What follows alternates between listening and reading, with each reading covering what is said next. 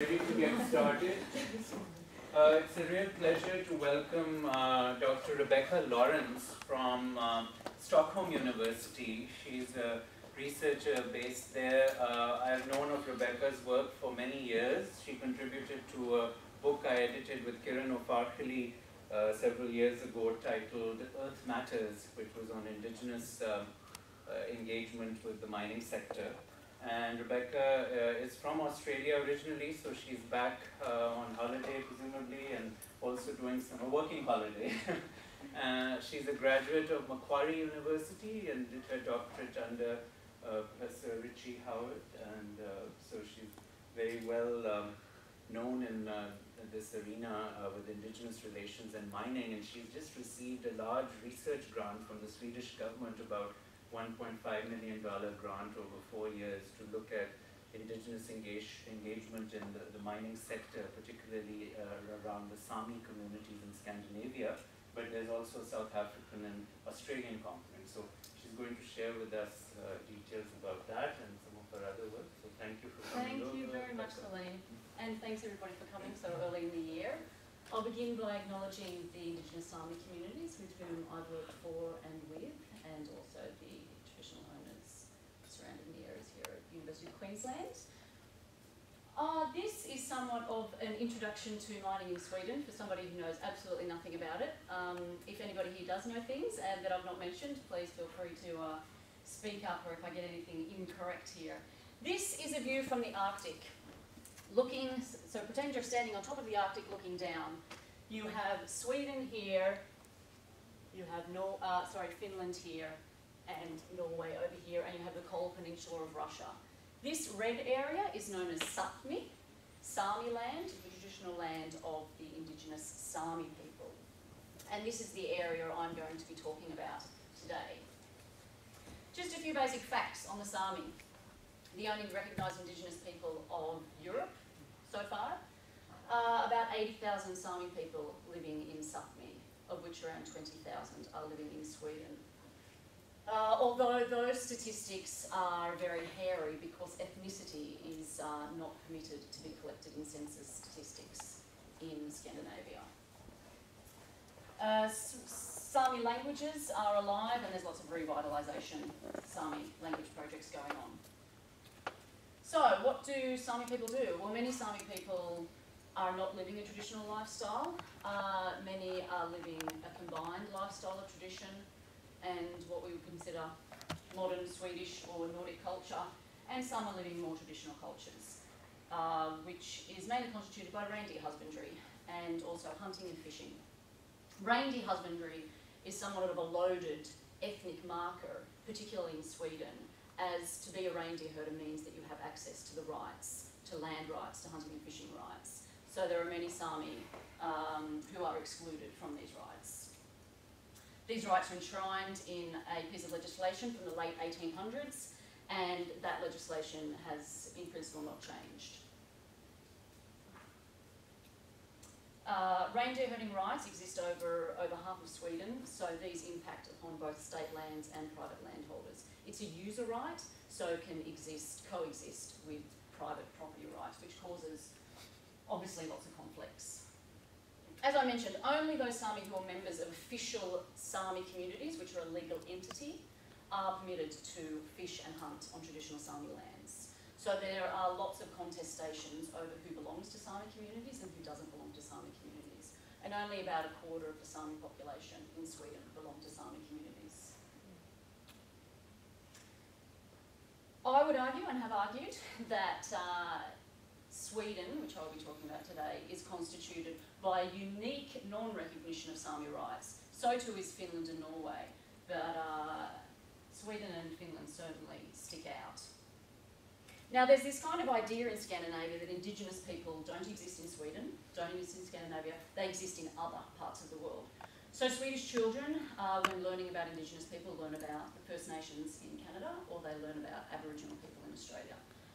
Swedish people of my generation would know nothing about Sami people, they would never learn anything about it in school.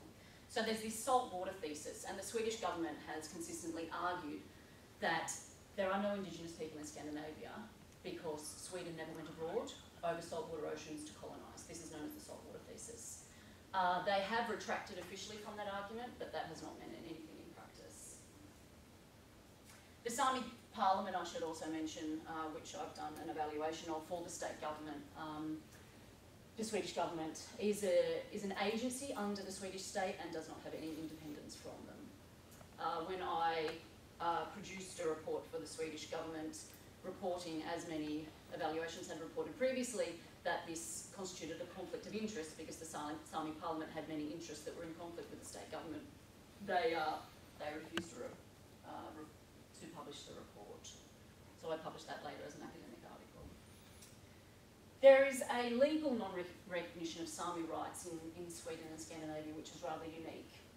There's no legal aid for Sami wanting to pursue land rights claims in the courts. The burden of proof is purely on the Sami, and it is limited to written documents only. So we don't see anything like what we've seen in Canada and Australia, whereby traditional owners are able to come into court, provide oral evidence, artworks, and so forth, as evidence of spiritual connections to land. No such evidence is accepted by Swedish courts. And finally, there's this administrative non-recognition of Sami rights to land, whereby the limited rights that exist are watered down through everyday bureaucratic planning decisions by civil servants who have often been in the ministries or in planning regional authorities for decades, and who arguably don't hold pro-Sami views, or that this is an indigenous population with rights to land.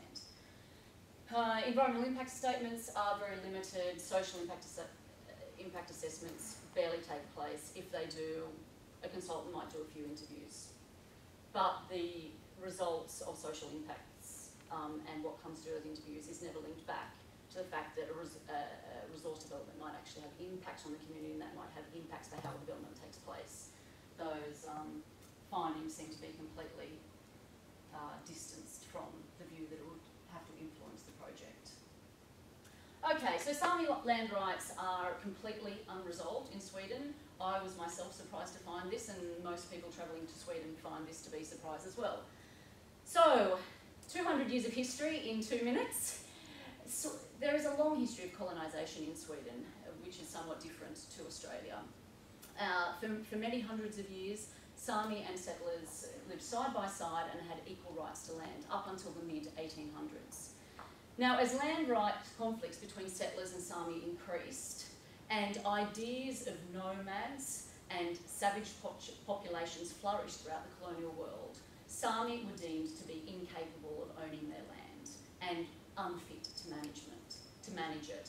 So a border was essentially drawn along the mountain line in Sweden, separating the forest areas where the settlers were from the mountain areas where the Sami were. East of that border, the settlers were granted private land titles. West of the border, Sami lands became crown lands. And this took place over decades of disputes, of course. But today, these lands are known as crown lands. All traditional Sami lands are known as crown lands today. And clearly, when developments such as wind power, hydropower, mining, and so forth kind of come up in modern times, these historical disputes are reignited. So when you have a developer coming in saying that we have a permit from the state to put up a wind power farm here, a Sami community will respond and say, this is not state land, this is our land. So you have these kind of ongoing contestations, which surprise many people coming to Sweden, as I mentioned. Many mineral exploration companies coming in, particularly from South Africa, Australia and Canada, are surprised and are not quite sure how to deal with the uncertainties in Swedish law concerning this. And all of this uncertainty has led to ongoing critiques by the UN of the Swedish state's inability or unwillingness to legislate on Sami land rights. There is no legislation on Sami land rights apart from the limited legislation in the Reindeer Husbandry Act. And there's no respect for anything like a respect for free, prior, and informed consent. This is a map of Sami areas. This is the border I was talking about. Everything west of here is Crown land. There are some private land holdings, and everything down here is state or private land. Here is a map. This is a full map of Sweden. Sami reindeer herding areas are about here and up. This is all the mining activities in Sweden. Current mines, there are about, I'm probably going to get this wrong, but I'll say there are between 12 and 16 active mines in Sweden, but I'm not quite sure. Predominantly iron ore. 16 active mines, there we go. And both the industry and government have a view to double that by 2025. And this is in line with the EU's Raw Sustainable Initiative, in which the EU, for political and security reasons, wish to secure raw materials within EU and not be dependent on Africa, Asia, and so forth. The market is dominated by established Swedish companies, Boliden, who Celine knows, LKAB, and so forth. However, increasingly since 2007, we have seen an explosion, I would say, in Australian, Canadian, and UK exploration and mining companies, predominantly exploration. And this has caused some interesting dynamics. This is just a map to give you a sense of where Sweden lies in relation to other countries. You can see Australia here, mineral production as value of GDP is up around 8%, and Sweden is around 1%. So it's not a major player, but for a European context, it certainly is. In Europe, it provides 9% of the iron ore, 30% of lead, 25% of zinc, and also some silver and copper. So a key player in Europe and has been identified as such. This is LKAB, the Swedish state-owned mine in Kiruna, Sweden. It's the largest open pit mine and the largest underground iron ore mine in the world. I'm not sure if you've heard of this, but the mine is currently collapsing into the town, so the entire city has to be relocated. Not only because the mine is, the city is collapsing into the mine, but because the iron ore body actually continues under the mine, under the city. So they're in the process, the state, the mining company, and the municipality of relocating the entire city. It's one of the largest modern city relocations in the world, and I'll talk a little bit about a research project which looks at this.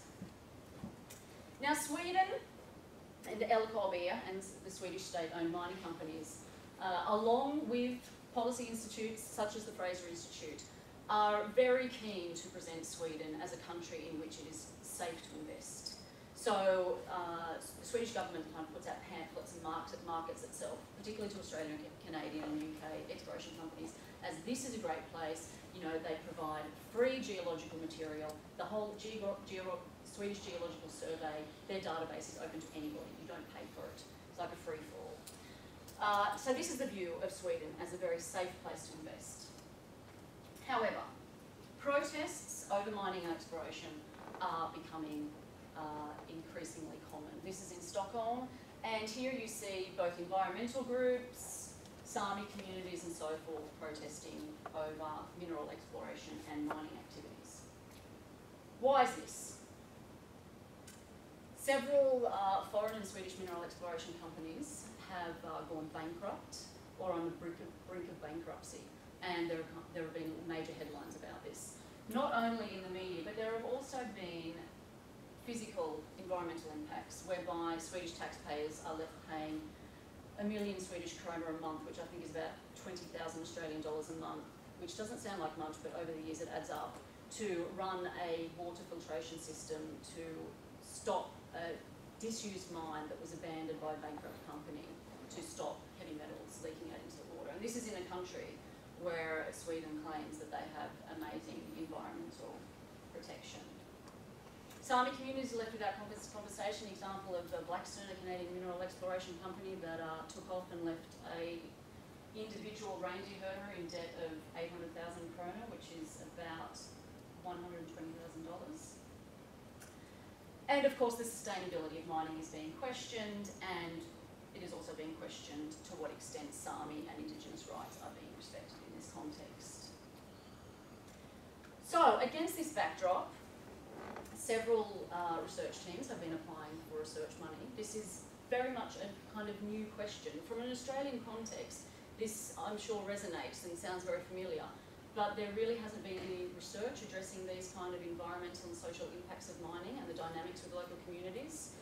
So, together with some researchers, we put in some research applications and were successful in receiving some funding.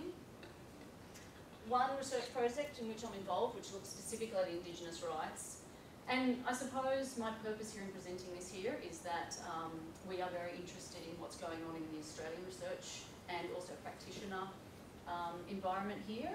We are looking forward to working with people. We don't want to reinvent the wheel. We know there's a lot of great research that's going on here. So I hope this is the beginning of a conversation with a lot of you. So three of us working on this, myself in political science, a colleague in law and another colleague in environmental communication. And we have three questions which we're wanting to address. Christina Lord, my colleague who is a lawyer, is going to be doing comparative legal analysis of the national legal systems concerning mining in Norway, Sweden and Finland, but also how that is relating to international norms and laws on Indigenous rights. I myself will be undertaking community case studies in Norway, Finland and Sweden, where we're looking at how communities are trying to mobilise and engage with companies. It's very new, this idea of having a campaign or having engagement with companies from a community perspective. There are no agreements made between Indigenous communities and mining companies in Sweden, bar one, which regulates that communities should be compensated for the time they sit in meetings with the mining company. And that was an enormous process to have that minimal agreement made. There are no agreements in Sweden which cover any kind of impact benefit sharing. And the third kind of package we're looking at will be looking for best practice. Under what context can we imagine co-management? That co-management would be possible. Would it be through agreements? Would it be through other models of co-management? That's our first research project. A second, in which we also received a smaller budget, is with two colleagues at the Stockholm School of Economics. Here we're looking more at corporate culture. Our main research question is, what do mining companies do to gain or negotiate a social licence to operate, which is kind of the buzzword we use to get their funding, but you get the gist of what we're trying to get at. So we've started this already. We started by doing a comprehensive analysis of the 140, I think, EIAs that have been submitted for mining concessions in Sweden since the new law came in 1999, which required EIAs to be done. And my colleague Håkan Tarsvold did this really interesting work. So what did he come up with? Established Swedish mining companies do no more than absolutely legally necessary in order to get a mining concession. They didn't do an SIA.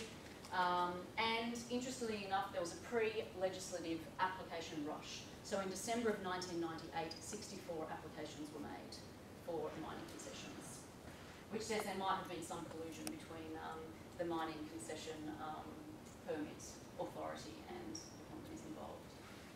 Secondly, new mining exploration companies do, in fact, do more than what is legally required, and these are predominantly foreign companies. However, interestingly enough, nobody's protesting or appealing against the established mining companies, even though they're only doing what's legally required. However, with the foreign companies, there are increasing protests and appeals. So I mean, theoretically, we can draw some interesting stuff out of this. I'm thinking of Andrew Barry's work. He's a geographer at Oxford, I think, where he says, you know, kind of the production of information doesn't put a lock on disputes. In fact, it increases them. So we can see this in terms of you are more transparent as a company, you produce more information hoping that it will decrease disputes, not necessarily. So out of this, we're going to be looking for a Swedish case study. We haven't decided yet. And two other case studies which Celine mentioned. One in South Africa, which is ongoing, the Kumba mine. And we're interested in an Australian case study. So I would love to hear for any suggestions. I've been speaking to David and Celine about that. But yeah, we're open to any ideas for that. So 3 more research projects I want to mention, because there are literally only a handful of research projects that concern mining in Sweden. The 2 that I'm involved in, 3 more that I'm about to mention, and possibly 1 or 2. I don't want to say that I've got all of them here. Just briefly, this is a mining project that we're in very close collaboration with, which are looking at questions of sustainability more broadly, and doing some really interesting methodologies in terms of getting actors together from municipalities, companies, NGOs, Indigenous communities, getting them around a round table with a professional facilitator and getting them to talk about how they view sustainability in a mining community. And just getting these people to the roundtable discussions has been challenging, which says a lot about perhaps the differing views of sustainability. A PhD that I want to mention, a colleague, Christina, who will be coming to the University of Adelaide, who might be in contact with some of you. She is doing some very interesting work on, among other things, on the LKAB mine that I mentioned. And for example, the LKAB mine put out an article in one of the major Swedish newspapers claiming that they had an excellent relationship and had made excellent progress in their agreement with the Sami community.